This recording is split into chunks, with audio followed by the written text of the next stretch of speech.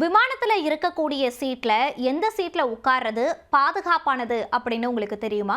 இதை பத்தி நிறைய ஆராய்ச்சிகள் நடைபெற்றிருக்கு. இதுல குறிப்பா சொல்ல போனா 2012ஆம் ஆண்டு ஏப்ரல் 27ஆம் தேதி கியூரியாசிட்டி அப்படின்னு ஒரு மாடல் ஆக்சிடென்ட் ஆனது நிகழ்த்தப்பட்டுச்சு. இதை சற்று விரிவா பார்க்கலாம்.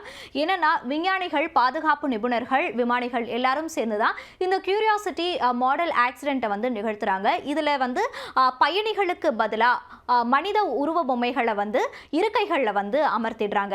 அதே போல இந்த ஃப்ளைட்டை சுற்றி பல்வேறு கோணங்களில் கேமராஸையும் ஃபிக்ஸ் பண்ணிடுறாங்க. இந்த ஃப்ளைட்டை பற்றி சொல்லணும்னா இது வந்து போயிங் 727 ரக விமானம். இதை சுற்றி நிறைய கேமராஸ் எல்லாம் பொருத்திடுறாங்க. இது வந்து எப்படின்னா மெக்சிகோ பாலைவனத்தில் போயிட்டு மோதும். அதாவது 225 கிலோமீட்டர் வேகத்தில் இது பயணிக்கும் போது அதில் இருந்து விமானி வந்து பேராஷூட் மூலயமா கீழே வந்து குதிச்சிருவாரு.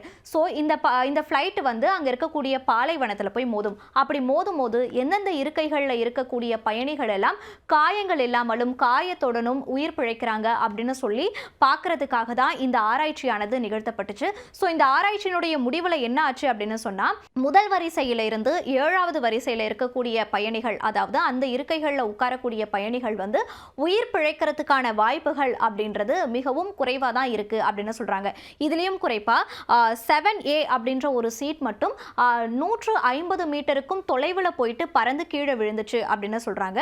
ஸோ இந்த அளவுக்கு 1ல இருந்து 7வது வரிசையில் இருக்கக்கூடிய இருக்கைகளில் அமரக்கூடியவங்க வந்து உயிர் பிழைக்கிறதுக்கான வாய்ப்புகள் வந்து குறுகிய அளவில் தான் இருக்கு அப்படின்னு சொல்லிட்டு இந்த ஆராய்ச்சியில் சொல்லப்பட்டுச்சு. அதே போல விமான இருக்கையினுடைய ரெக்க பகுதி, இதை வந்து நடுப்பகுதி அப்படின்னு சொல்லுவாங்க. இதுல வந்து பயணம் செய்யறாங்க அப்படின்னு சொன்னா அந்த ஃபிளைட் வந்து விபத்துக்குள்ளாகுது அப்படின்னு சொன்னா அவங்களுக்கு வந்து நடுமுதுகலை வந்து காயங்கள் ஏற்படுறதுக்கான வாய்ப்புகள் வந்து பெரியதளவில் இருக்கும் அப்படின்னு சொல்றாங்க. ஸோ பெரிதளவில் காயங்கள் ஏற்படும், இருந்தாலும் அவங்க உயிர் பிழைக்கிறதுக்கான சான்சஸ் வந்து இருக்கு அப்படின்னு சொல்றாங்க. ஆனால் கடைசி வரிசையில் அமரக்கூடிய பயணிகள் வந்து உயிர் பிழைக்கிறதுக்கான வாய்ப்புகள் வந்து ரொம்ப அதிக அளவிலேயே இருக்கு. அவங்களுக்கு சிறு காயங்கள் வேணா ஏற்படலாம், ஆனால் வந்து அவங்க உயிர் பிழைக்கிறதுக்கான சான்சஸ் வந்து ரொம்ப அதிக அளவில் இருக்கு அப்படின்னு சொல்லிட்டு இந்த கியூரியாசிட்டி மாடல் ஆக்சிடென்ட்ல நடத்தின ஆராய்ச்சி மூலமா வெளிவந்திருக்கக்கூடிய தகவல் இதுவா பார்க்கப்படுது. ஆனா இந்த ஆராய்ச்சியோட முடிவில் அவங்க என்ன சொல்லியிருந்தாங்க அப்படின்னு சொல்லி பார்த்தீங்கன்னா, நம்ம வந்து இப்போ பயணம் பண்ணுறோம், ஆக்சிடென்ட் ஆக போகுது, ஏதோ அசம்பாவிதம் நிகழப்போகுது அப்படின்னு தெரிஞ்சுக்கும் போது இருக்கைகளில் அமர்ந்திருக்கக்கூடிய பயணிகள் வந்து அவங்களுடைய தலையை அவங்களுடைய மடிக்கா சாட்சிக்கணும் அப்படின்னு சொல்கிறாங்க. அதே போல் கைகளை வந்து தலையை வந்து பாதுகாக்கும்படியாக அழுத்தி பிடிச்சுக்கணும் அப்படின்னு சொல்கிறாங்க. இதனால் வந்து பெருங்காயங்கள் ஏற்படுறதுல இருந்து உயிர் பிழைச்சிக்கிறதுக்கான வாய்ப்பு வந்து கொஞ்சம் அதிக அளவில் கிடைக்கும். இந்த மாதிரி எல்லாம் பயணிகள் வந்து அவங்களே தற்காத்துக்கலாம் அப்படின்னு சொல்கிறாங்க. இதே போல் அமெரிக்கன் ஃபெடரேஷன் ஏவியேஷன் அட்மினிஸ்ட்ரேஷன் தரவுகளை வந்து ஒரு நாளிதழ் வந்து சமீபத்தில் வெளியிட்டிருந்தாங்க.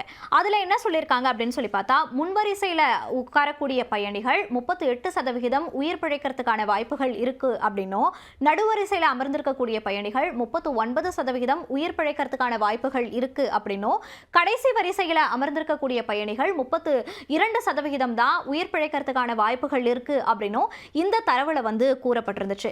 இதுவே 2008ஆம் ஆண்டு கிரீன்விச் பல்கலைக்கழகம் ஒரு ஆராய்ச்சியை வந்து நடத்திருந்தாங்க. அதில் வந்து என்ன சொல்லி பார்த்தீங்கன்னா, வெளியே அதாவது ஃப்ளைட்டில் இருந்து வெளியேறக்கூடிய வழியில் அமரக்கூடிய பயணிகள் அப்படின்னு சொல்லி பார்க்கும்போது இவங்க எல்லாம் உயிர் பிழைக்கிறதுக்கான வாய்ப்புகள் அதிக அளவில் இருக்கு அப்படின்னே சொல்லியிருக்காங்க.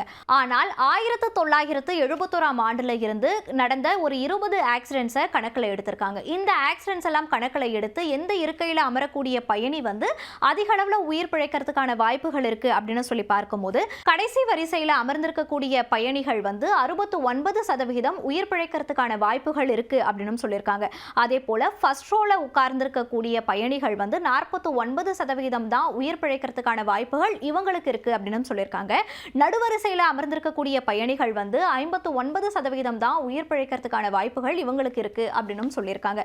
ஸோ ஒட்டுமொத்தமாக நம்ம வந்து பார்க்க போனா கடைசி வரிசையில் அமர்ந்திருக்கக்கூடிய பயணிகள் வந்து உயிர் பிழைக்கிறதுக்கான வாய்ப்புகள் பெரிதளவில் இருக்கு அப்படின்னு சொல்றாங்க.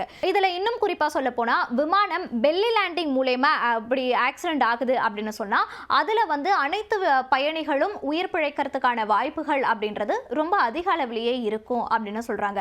ஆனா எந்த இருக்கை அப்படியெல்லாம் தாண்டி விமானம் விபத்துக்குள்ளாகுது அப்படின்னு சொன்னா அந்த விமானம் எப்படி விபத்துக்குள்ளாகுது, அதனுடைய சீரியஸ் கண்டிஷன் எப்படி அப்படின்றத பொறுத்து தான் உயிரிழப்புகளானது ஏற்படும் அப்படின்னும் நிபுணர்கள் எல்லாருமே சொல்றாங்க. அது மட்டும் இல்லாம லாஸ்ட் ரோல உட்கார்றவங்க வந்து கண்டிப்பா உயிர் பிழைப்பாங்க அப்படின்ற உத்தரவாதம் உத்தரவாதம் எல்லாம் கொடுக்க முடியாது.